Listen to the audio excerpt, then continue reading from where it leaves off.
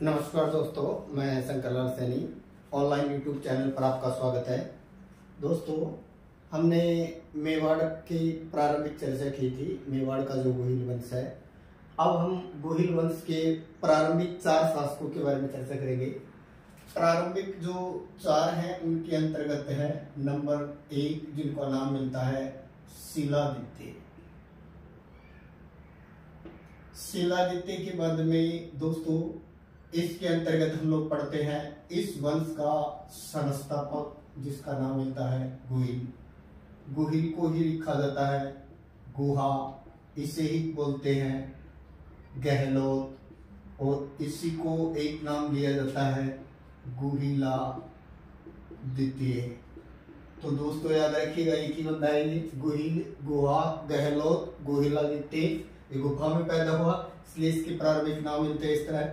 इसकी फिर 8वीं पीढ़ी में जो फेमस जो राजा होगा उसका नाम मिलता है नागादित्य, और नागादित्य का जो पुत्र बच जाता है जिसका हम लोग नाम पढ़ते हैं बप्पा रावल। यही बप्पा रावल जिसको रणकपुर प्रशस्ति के अंतर्गत माना गया है कालभोज, और कालभोज का ही दूसरा नाम मिलता है मालभोज।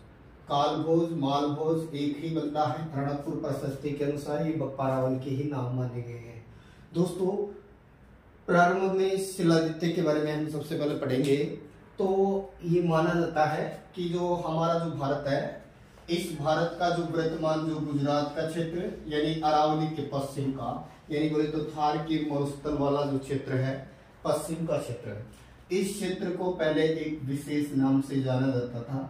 इस क्षेत्र को कहा गया गुजत्रा प्रदेश, और इस प्रदेश के अंतर्गत है जो वंश था वो था प्रतिहार वंश।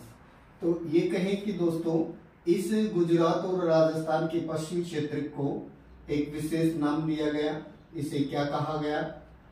गुजत्रा प्रदेश, या इसी का दूसरा नाम होता है गुज्जर प्रदेश। इस गुज्जर प्रदेश के अंतर्गत ही एक जगह का नाम मिलता है जो वर्तमान गुजरात के अंतर्गत है वल्लभी। तो याद रखिएगा, इस वल्लभी नामक जो गुजरात में स्थान है, इसी के पास में एक और जगह थी छोटी। इस छोटी जगह का नाम था केहर।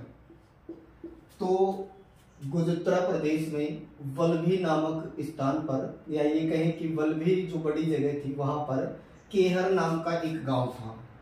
इस केहर नामक गांव में एक ब्राह्मण निवास करता था। इस ब्राह्मण का नाम था देवादित्य, और ये जो देवादित्य जो ब्राह्मण था, इस ब्राह्मण की एक पुत्री थी। इस पुत्री का नाम मिलता है सुभागा। तो दोस्तों, देवादित्य ब्राह्मण जो कि केहर जगह का निवासी था वल्लभी में, जो गुजरात प्रदेश के अंतर्गत, तो ये जो सुभागा थी ये फर्स्ट नाइट कोई विधवा हो गई। कहते हैं इन्होंने गुरु बनाया, गुरु से बीज मंत्र लिया, और एक दिन असावधानीवश इन्होंने बीज मंत्र का उच्चारण कर दिया। तो माना जाता है कि ये सुभागा जो थी ये गर्भवती हो गई। जब सुभागा गर्भवती हुई तो लोक लाज के कारण देवादित्य ने सुभागा को केहर से वल्लभी भेज दिया, और वल्लभी में इसने एक पुत्र को जन्म दिया। सुभागा ने वल्लभी में पुत्र को जन्म दिया। धीरे धीरे ये पुत्र बड़ा हुआ, ये अपने सहपाठी के साथ खेल रहा था। सहपाठी ने इनके पिता का नाम पूछा। पुत्र घर आया, सुभागा से पूछा और उसको मारने का प्रयास किया, या पिता का नाम बताई। तो माना जाता है कि उसी समय सूर्य देवता प्रकट हुए, और सूर्य देवता प्रकट हुए और उन्होंने सारा घटनाक्रम बताया और ये कहा कि तू मेरा पुत्र है। माना जाता है कि सूर्य देव ने इस बालक को एक पत्थर दिया। पत्थर को बोलते हैं शिला, और इसी कारण से इस बालक का नाम पड़ा शिलादित्य। तो याद रखिए, शिलादित्य जो था इसका संबंध किससे माना जाता है? शिला से होने के कारण ही इनका नाम शिलादित्य पड़ा, जो कि सूर्य के पुत्र माने गए हैं और सुभागा के पुत्र माने गए हैं। दोस्तों, ये जो शिलादित्य था, इस शिलादित्य के बारे में उल्लेख मिलता है कि ये जिस किसी को हाथ में ये पत्थर या शिला रख करके छुएगा वो गिर जाएगा। तो पहले नियम था कि राजा को मारने वाला या हराने वाला राजा बनता था। तो उसी तरह से शिलादित्य गया वल्लभी, और इसने वल्लभी के राजा को हराया। और स्वयं शिलादित्य वल्लभी का क्या बन गया, शासक।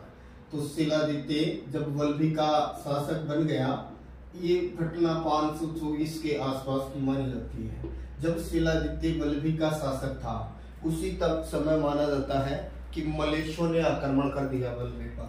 मलेच्छों ने वल्लभी पर आक्रमण कर दिया और माना जाता है कि शिलादित्य और उसकी सभी रानियों को मार दिया गया। शिलादित्य की एक रानी जिसका नाम था पुष्पावती, ये पुष्पावती बच गई। माना जाता है कि पुष्पावती अपने पिता, जिनका संबंध परमार वंश माउंट आबू वाले क्षेत्र से था, माउंट आबू में माँ चामुंडा या माँ कहें कि जगदम्बा, माँ जगदम्बा के दर्शन करने के लिए गई थी और ये गर्भवती थी पुष्पावती।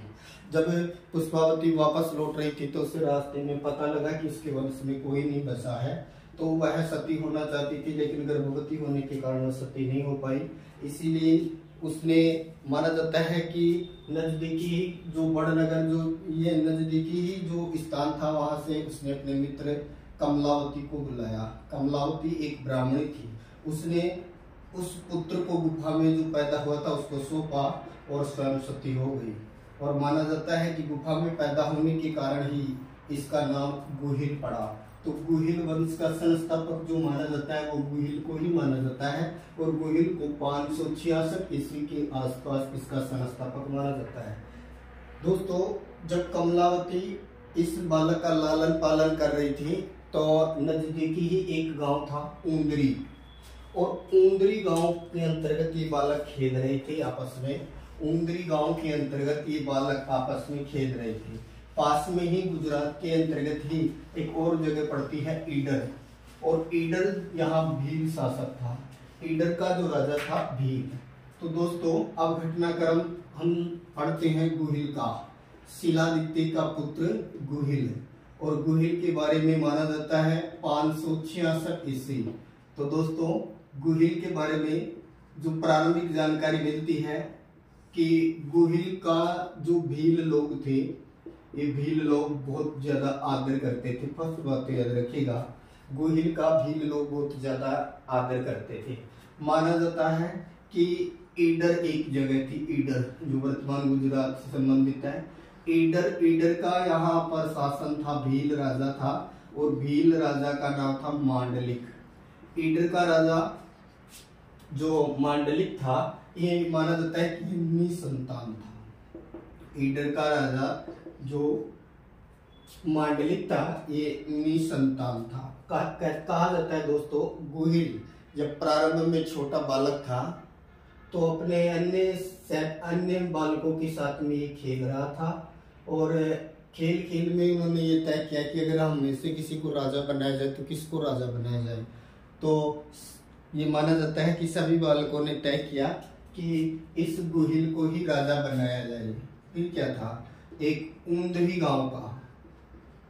गांव का जो भील जो लड़का था उस समय, उसने अपना अंगूठा काटा और अंगूठा काट करके गुहिल का राज तिलक कर दिया।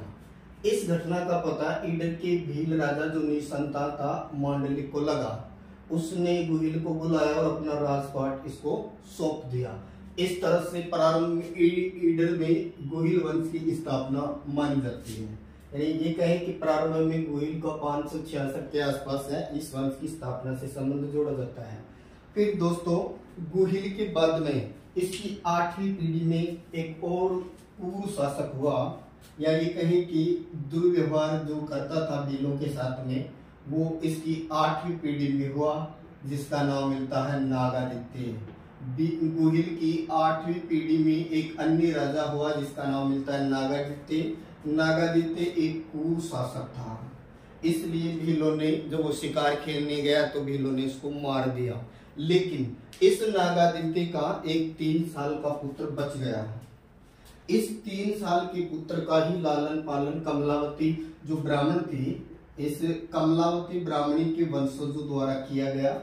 और माना जाता है कि जहां ये लालन पालन हुआ उस जगह नागेंद्र नगर, यानी वर्तमान की बात करें तो नागदा जो जगह है उसके आसपास ही इस बालक का लालन पालन किया गया।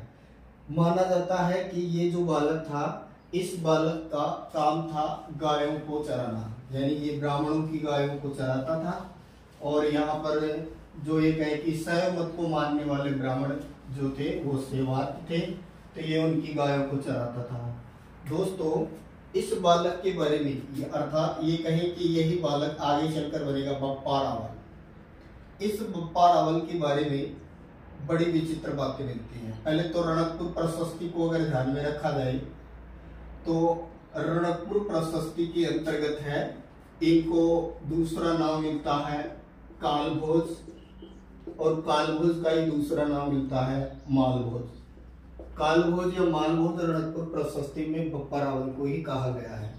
माना जाता है दोस्तों बप्पा रावल ने 734 ईस्वी के आसपास मानमोरी से चित्तौड़ का दुर्ग जीत लिया था। मानमोरी से चित्तौड़ दुर्ग जीत लिया था, इसीलिए बप्पा रावल को गुहिल वंश का वास्तविक संस्थापक भी माना जाता है। वास्तविक संस्थापक, गुहिल वंश का संस्थापक गुहिल है और गुहिल वंश का वास्तविक संस्थापक है वो माना जाता है बप्पा रावल को। बप्पा रावल ने नागदा को अपनी राजधानी बनाई, तो बप्पा रावल की राजधानी नागदा। बप्पा रावल पहला व्यक्ति था जिसने सोने के सिक्के चलाए थे। सोने के सिक्के चलाने वाला 135 ग्रेन का सोने के सिक्के चलाने वाला भी बप्पा रावल था। दोस्तों बप्पा रावल ने कैलाशपुरी उदयपुर के अंतर्गत जो जगह है कैलाशपुरी नामक स्थान पर एक लिंग जी के मंदिर का निर्माण करवाया था और स्वयं को एक लिंग जी का दीवान मानते थे। यानी ये कहें कि मेवाड़ के राजा स्वयं को एक लिंग जी के दीवान मानते थे, एक लिंग जी को ही राजा मानकर ये लोग खुद को दीवान मानकर शासन करते थे। इसीलिए जब ये राजधानी छोड़ते थे तो एक लिंग जी से अपना आशीर्वाद लेते थे, जिसको आशंका लेना कहा जाता है। दोस्तों बप्पा रावल के बारे में प्रारंभिक किंवदंतियां मिलती हैं कि जब ये बालक था गाय चराता था। एक गाय जो बहुत ज्यादा दूध देती थी, लेकिन वो शाम के समय दूध नहीं देती थी। ब्राह्मणों ने सोचा कि ये बालक है, ये दूध को पी जाता है। एक दिन बप्पा रावल ने उस गाय का पीछा किया। माना जाता है कि वो निर्जन गुफा में गई, बेल पत्तों के बीच में शिवलिंग था, वहां दूध की धार निकल रही थी उसके स्तनों से। बप्पा रावल ने जब उन बेल पत्तों को हटाया तो वहां एक शिवलिंग निकला। पास में ही एक ऋषि था जिनका नाम था हारित ऋषि। ये हारित ऋषि था, हारित ऋषि भी वहां पर तपस्यारत था। बप्पा रावल ने हारित ऋषि की 12 वर्ष तक सेवा की, ऐसा माना जाता है। 12 साल तक बप्पा रावल ने इस ऋषि की सेवा की। जब ऋषि का देवलोक गमन का समय आया तो इसने बप्पा रावल को बुलाया, और बप्पा रावल को जब इन्होंने बुलाया तो जब ये कहें कि ये रथ पर सवार होकर आगे चल रहे थे, पीछे बप्पा रावल आए। इन्होंने बप्पा रावल के ऊपर पान का पेक थूकना चाहा तो बप्पा रावल ने इन्होंने कहा था कि मुंह खोलो, लेकिन बप्पा रावल ने मुंह बंद कर लिया तो पैरों में गिर गया पीक, और ये कहे कि मेवाड़ का जो ये कहे कि शासन है वो अमर हो गया। अगर पीक बप्पा रावल के मुंह में गिरता तो बप्पा रावल अमर हो जाता। दोस्तों इसी हारित ऋषि के द्वारा ही माना जाता है कि इनको खजाने का भी एड्रेस दिया गया था, पता बताया गया था, और इसी के द्वारा इन्होंने सेना इकट्ठी की थी और 734 में मानमोरी से इन्होंने चित्तौड़गढ़ दुर्ग को जीत लिया था। बप्पा रावल के लिए कहा जाता है कि ये हारित ऋषि की गाय चराता था। इन्होंने अब खजाने में भी दोस्तों कई जगह पर मिलता है कि 56 करोड़ रुपए मिले थे खजाने में, कई जगह पर 15 करोड़ का उल्लेख मिलता है। तो ये कहे कि कुछ विद्वान ये भी मानते हैं, जैसे गोपीनाथ शर्मा वगैरह की, राठासन माता की क्या किए, सेवा की, और माता के द्वारा इनको चित्तौड़गढ़ का राज्य मांगा गया। तो ये माना जाता है, कुछ ये मानते हैं कि हारित ऋषि माता की सेवा करता था, यानी हारित ऋषि ने 12 वर्ष तक माता की सेवा की, और इस बप्पा रावल ने हारित ऋषि की 12 वर्ष तक सेवा की, इसलिए ऐसा हुआ। खैर प्रकरण कुछ भी हो, ये माना जाता है कि हारित ऋषि का बप्पा रावल की लाइफ पर बहुत बड़ा योगदान रहा। माना जाता है इन्हीं बप्पा रावल के नाम पर पाकिस्तान का एक शहर बसा हुआ है, रावलपिंडी। रावलपिंडी जो शहर है पाकिस्तान का, ये बप्पा रावल के नाम पर ही बसाया हुआ है।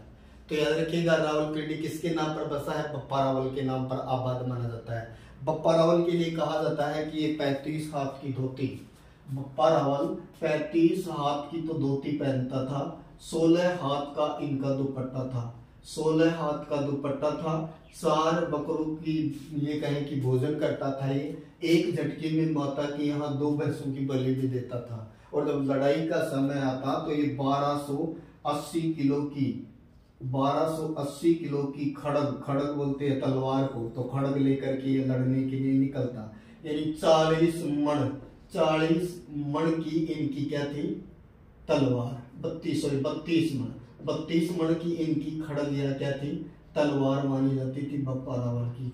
तो दोस्तों हमने सबसे पहले गुहिल, सबसे पहले शिलादित्य के बाद में हमने गुहिल के बाद में हमने नागादित्य, और नागादित्य के बाद में हमने चर्चा की है बप्पा रावल की। इससे आगे दोस्तों पढ़ेंगे नेक्स्ट लेक्चरर में। चैनल को सब्सक्राइब करें, लाइक करें। Thank you.